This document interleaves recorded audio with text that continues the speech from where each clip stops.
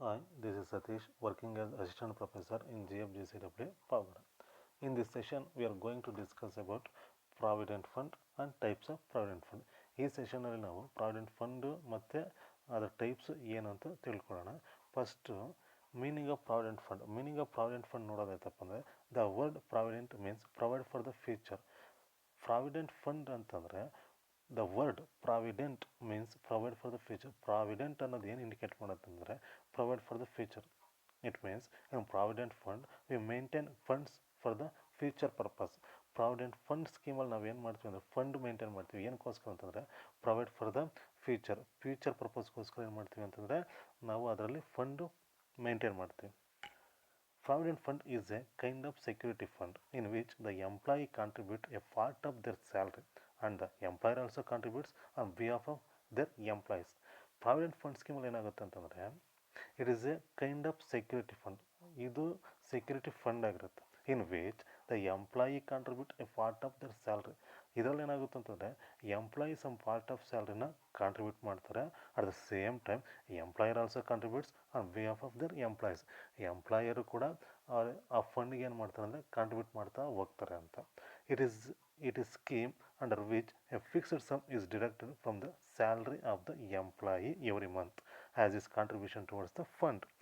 ಪ್ರತಿ ಮಂತಲ್ಲೂ ಎಂಪ್ಲಾಯಿ ಸ್ಯಾಲ್ರಿನಲ್ಲಿ ಸಮ್ ಪಾರ್ಟ್ ಆಫ್ ಸ್ಯಾಲ್ರಿನ ಡಿಡಕ್ಟ್ ಮಾಡ್ತಾ ಹೋಗ್ತಾರೆ ಏನು ಪ್ರಾವಿಡೆಂಟ್ ಫಂಡ್ಗೆ. And employer also contributes simultaneously to the same fund. Employer ಕೂಡ ಸೇಮ್ ಟೈಮಲ್ಲೇ ಕಾಂಟ್ರಿಬ್ಯೂಟ್ ಮಾಡ್ತಾ ಹೋಗ್ತಾರೆ. This amount is invested in gilt edged securities. ಈ ಕಾಂಟ್ರಿಬ್ಯೂಟ್ ಮಾಡಿರೋ ಅಮೌಂಟ್ನೆಲ್ಲ ಎಲ್ಲಿ ಇನ್ವೆಸ್ಟ್ಮೆಂಟ್ ಮಾಡ್ತಾರೆ ಅಂದರೆ ಗಿಲ್ಟ್ ಎಡ್ಜ್ಡ್ ಸೆಕ್ಯೂರಿಟೀಸಲ್ಲಿ ಇನ್ವೆಸ್ಟ್ಮೆಂಟ್ ಮಾಡ್ತಾರೆ.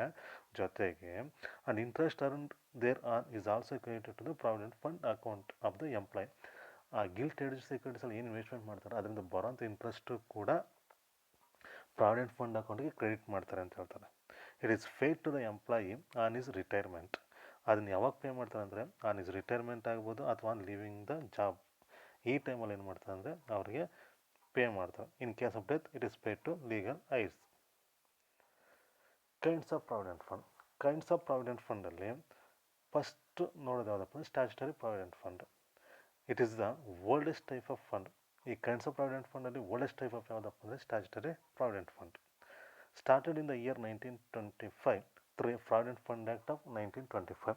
ಇದು ಪ್ರಾವಿಡೆಂಟ್ ಫಂಡ್ 1925 ಪ್ರಕಾರ ಸ್ಟಾರ್ಟ್ ಆಗಿರೋದು. This fund was started with view of promoting savings amongst government employees. ಈ ಫಂಡ್ ಸ್ಟಾರ್ಟ್ ಆಗಿದ್ದ ಉದ್ದೇಶ ಏನಪ್ಪ ಅಂತಂದರೆ ಗೌರ್ಮೆಂಟ್ ಎಂಪ್ಲಾಯೀಸಲ್ಲಿ ಸೇವಿಂಗ್ಸ್ನ ಪ್ರಮೋಟ್ ಮಾಡೋದಕ್ಕೋಸ್ಕರ ಏನು ಮಾಡ್ತಾರೆ ಅಂದರೆ ಈ ಫಂಡ್ನ ಸ್ಟಾರ್ಟ್ ಮಾಡ್ತಾರೆ. It is that provident fund to which Indian provident fund act 1925 applies. It is maintained by government and semi-government departments like railways, RBI, colleges, universities, local bodies, insurance companies. ಇದರ main intention ಏನಪ್ಪ ಅಂತಂದರೆ promoting savings ಅಮೋಸ್ಟ್ government ಎಂಪ್ಲಾಯೀಸಲ್ಲಿ ಸೇವಿಂಗ್ಸ್ನ promote ಮಾಡೋದಕ್ಕೋಸ್ಕರ ಈ ಫಂಡ್ನ ಜಾರಿಗೆ ತರ್ತಾರೆ. Next ಬಂದು recognised provident fund. It is established under the provisions of the provident fund act of 1952. Statutory provident fund ಬಂದು 1925, ರೆಕಗ್ನೈಸ್ಡ್ ಪ್ರಾವಿಡೆಂಟ್ ಫಂಡ್ ಬಂದು 1952 ಫಾರ್ ನಾನ್ ಗೌರ್ಮೆಂಟ್ ಎಂಪ್ಲಾಯೀಸ್. ಅದು ಸ್ಟ್ಯಾಚ್ಯುಟರಿ ಪ್ರಾವಿಡೆಂಟ್ ಫಂಡ್ ಬಂದು ಗೌರ್ಮೆಂಟ್ ಎಂಪ್ಲಾಯೀಸ್ಗೋಸ್ಕರ ಸ್ಟಾರ್ಟ್ ಮಾಡಿದ್ರೆ recognised provident fund ಬಂದು ನಾನ್ government ಎಂಪ್ಲಾಯೀಸ್ಗೋಸ್ಕರ start ಮಾಡಿರೋದು. This scheme is recognised by the commissioner of income tax, commissioner of provident fund. So ಈ ಸ್ಕೀಮ್ನ recognise ಯಾರಿಂದ ಆಗಿದೆ ಅಂದರೆ ಕಮಿಷನರ್ ಆಫ್ ಇನ್ಕಮ್ ಟ್ಯಾಕ್ಸ್ ಅದರಿಂದ ರೆಕಗ್ನೈಸ್ ಆಗಿದೆ.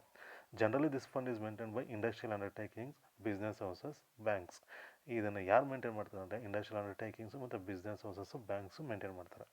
ಟ್ಯಾಕ್ಸಬಲ್ ಪೋರ್ಷನ್ ಆಫ್ RPF ಬಂದು ಟ್ಯಾಕ್ಸಬಲ್ ಪೋರ್ಷನ್ ಯಾವ ಥರ ಕನ್ಸಿಡರ್ ಮಾಡ್ತೀವಿ ಅಂದರೆ ರೆಕಗ್ನೈಸ್ಡ್ ಪ್ರಾವಿಡೆಂಟ್ ಫಂಡಲ್ಲಿ excess of employer contribution to RPF over 12% of employee's salary. More than 12% ಏನಾದರೂ ಕಾಂಟ್ರಿಬ್ಯೂಟ್ ಮಾಡಿದ್ರೆ ಎಂಪ್ಲಾಯರ್ ಇಲ್ಲಿ ಯಾಕಂದರೆ ಎಂಪ್ಲಾಯರು ಕಾಂಟ್ರಿಬ್ಯೂಟ್ ಮಾಡ್ತಾನೆ, ಎಂಪ್ಲಾಯಿನೂ ಕಾಂಟ್ರಿಬ್ಯೂಟ್ ಮಾಡ್ತಾನೆ. ಬಟ್ ಎಂಪ್ಲಾಯರ್ ಕಾಂಟ್ರಿಬ್ಯೂಟ್ ಮಾಡೋಂಥದ್ರಲ್ಲಿ ಮೋರ್ ದೆನ್ 12% ಇತ್ತಪ್ಪ ಅಂತಂದರೆ ಮೋರ್ ದೆನ್ 12% ಏನು ಕಾಂಟ್ರಿಬ್ಯೂಟ್ ಮಾಡಿರ್ತಾರೆ ಅದು ಟ್ಯಾಕ್ಸೇಬಲ್ ಆಗುತ್ತೆ. ಈಗ ಫಾರ್ ಎಕ್ಸಾಂಪಲ್ ಎಂಪ್ಲಾಯರ್ 14% ಕಾಂಟ್ರಿಬ್ಯೂಟ್ ಮಾಡ್ಬೋದು, 12%ವರೆಗೆ ಎಕ್ಸಾಮ್ ಬರುತ್ತೆ. ರಿಮೈನಿಂಗ್ ಪೋರ್ಷನ್ ಏನು ಬರುತ್ತೋ ಅದು ಟ್ಯಾಕ್ಸೇಬಲ್ ಆಗುತ್ತೆ. Excess of interest credit RPF 9.5%. ಇನ್ನು ಇಂಟ್ರೆಸ್ಟ್ ಆನ್ RPF ನಾವು ಕನ್ಸಿಡರ್ ಮಾಡೋದಾಯ್ತಪ್ಪ ಅಂದರೆ ಇಂಟ್ರೆಸ್ಟ್ ಬಂದು ಅಪ್ ಟು 9.5%ವರೆಗೂ ಎಕ್ಸಾಮ್ ಬರುತ್ತೆ. ಮೋರ್ ದೆನ್ 9.5% ಇರೋದು ಟ್ಯಾಕ್ಸಬಲ್ ಆಗುತ್ತೆ. ಫಾರ್ ಎಕ್ಸಾಂಪಲ್ 11% ಕ್ರೆಡಿಟ್ ಆಗ್ಬೋದು, 12% ಇಂಟ್ರೆಸ್ಟ್ ಕ್ರೆಡಿಟ್ ಆಗ್ಬೋದು. 9.5%ವರೆಗೂ ಎಕ್ಸಾಮ್ಟ್ ಬರುತ್ತೆ. ಮೋರ್ ದೆನ್ 9.5% ಇರೋದು ಟ್ಯಾಕ್ಸಬಲ್ ಆಗುತ್ತೆ. Next unrecognised provident fund. It is that provident fund which is neither statutory not recognised ಅಲ್ಲ, ಸ್ಟ್ಯಾಚ್ಯುಟರಿನೂ ಅಲ್ಲ. It is approved by the provident fund commissioner. ಇದನ್ನು ಯಾರು ಅಪ್ರೂವ್ ಮಾಡ್ತಾರೆ ಅಂದರೆ ಪ್ರಾವಿಡೆಂಟ್ ಫಂಡ್ ಕಮಿಷನರ್ ಅಪ್ರೂವ್ ಮಾಡ್ತಾರೆ, but not by the commissioner of income tax. It is maintained in private sector ಇದನ್ನು ಯಾರು ಮೇಂಟೈನ್ ಮಾಡ್ತಾರೆ ಅಂದರೆ ಪ್ರೈವೇಟ್ ಸೆಕ್ಟರ್ ಆರ್ಗನೈಸೇಷನವರು ಮೇಂಟೈನ್ ಮಾಡ್ತಾರೆ. ನೆಕ್ಸ್ಟ್ ಬಂದು ಪಬ್ಲಿಕ್ ಪ್ರಾವಿಡೆಂಟ್ ಫಂಡ್.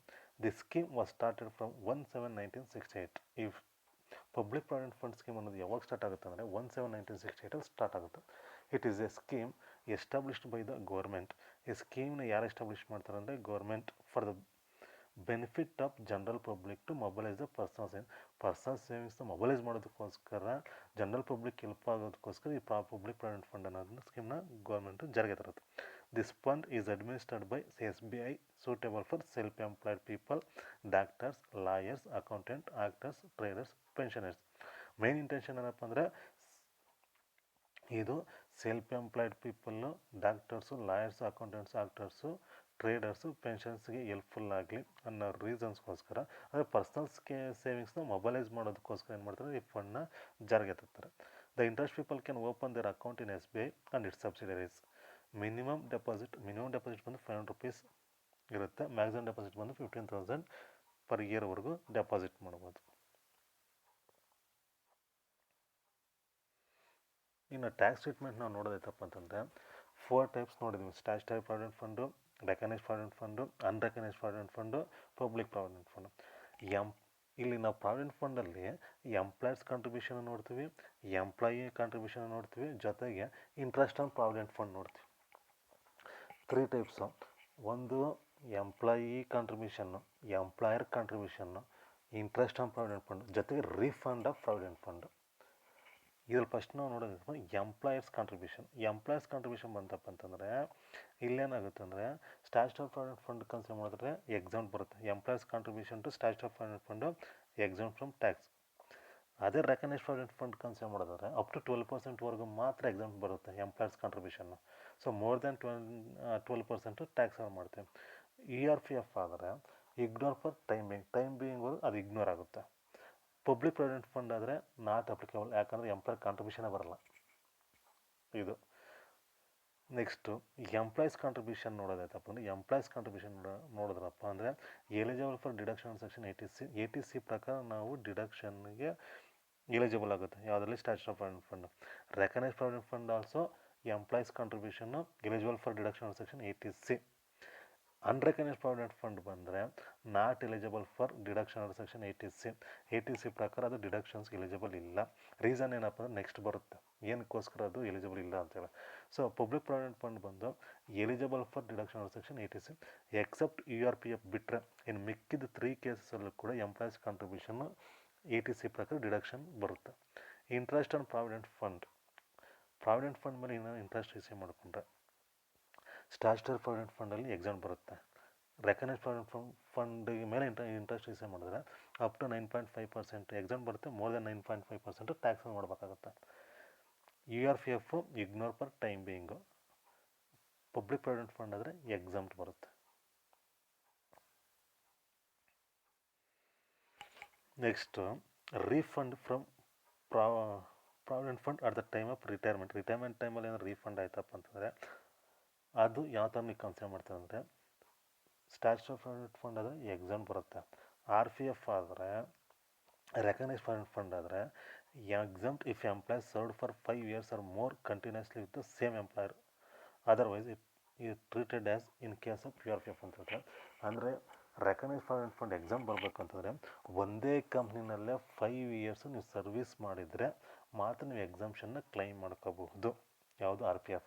ಇಲ್ಲ ಅಂತಂದರೆ ERPFಗೆ ಏನು ಟ್ರೀಟ್ಮೆಂಟ್ ಬರುತ್ತೋ ಅದೇ ಥರನೇ RPF ಕೂಡ ನೀವು ಟ್ರೀಟ್ ಮಾಡಬೇಕಾಗುತ್ತೆ. ಸೊ ERPF ಆದರೆ ನೀವು ಯಾವ ಥರ ಟ್ರೀಟ್ ಮಾಡ್ತೀರಾ ರೀಫಂಡ್ ಆದಂಥ ಸಂದರ್ಭದಲ್ಲಿ ನೋಡೋದಾಯ್ತಪ್ಪ ಅಂದರೆ employee contribution is exempt. Employee contribute ಮಾಡಿರೋದು ಎಕ್ಸಾಮ್ಟ್ ಆಗ್ಬಿಡುತ್ತೆ employee contribution. Interest on employee contribution is treated as income from other sources. Employee contribution exempt, but interest on employee contribution ಏನಾಗುತ್ತೆ ಟ್ಯಾಕ್ಸಬಲ್ ಆಗುತ್ತೆ. ಯಾವ ಹೆಡ್ಡಲ್ಲಿ ಅಂದರೆ ಅದರ್ ಸೋರ್ಸಲ್ಲಿ.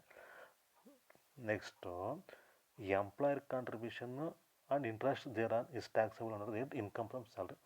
ಎಂಪ್ಲಾಯರ್ ಕಾಂಟ್ರಿಬ್ಯೂಷನ್ ಮತ್ತು interest on employer contribution ಏನಾಗುತ್ತೆ ಅಂದರೆ ಇವೆರಡೂ ಕೂಡ ಇನ್ಕಮ್ ಫ್ರಮ್ ಸ್ಯಾಲ್ರಿನಲ್ಲಿ ಟ್ಯಾಕ್ಸಬಲ್ ಆಗುತ್ತೆ.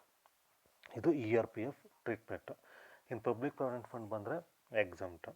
ಇನ್ನು ನೀವು ರೆಕಗ್ನೈಸ್ ಪ್ರಾವಿಡೆಂಟ್ ಫಂಡಲ್ಲಿ 12% ಆದರೆ exempt more than 12% of salary taxable ಅಂತೀವಲ್ಲ, ಅಲ್ಲಿ ಸ್ಯಾಲ್ರಿ ನಾವು ಏನು ಕನ್ಸಿಡರ್ ಮಾಡ್ತೀವಿ ಅಂತಂದರೆ salary means basic salary, DA enters into retirement benefit, commission and turn over plus DP. ಈ 4 ಐಟಮ್ಸ್ ನಾವೇನು ಮಾಡ್ತೀವಿ ಅಂದರೆ ಸ್ಯಾಲ್ರಿ ಕ್ಯಾಲ್ಕುಲೇಷನ್ ಕನ್ಸಿಡರ್ ಮಾಡ್ತೀವಿ ಅಂತ. ರೆಫರೆನ್ಸ್ ಬೇಕಾದ್ರೆ ಈ ಬುಕ್ಸು ರೆಫರ್ ಮಾಡ್ಕೋಬೋದು.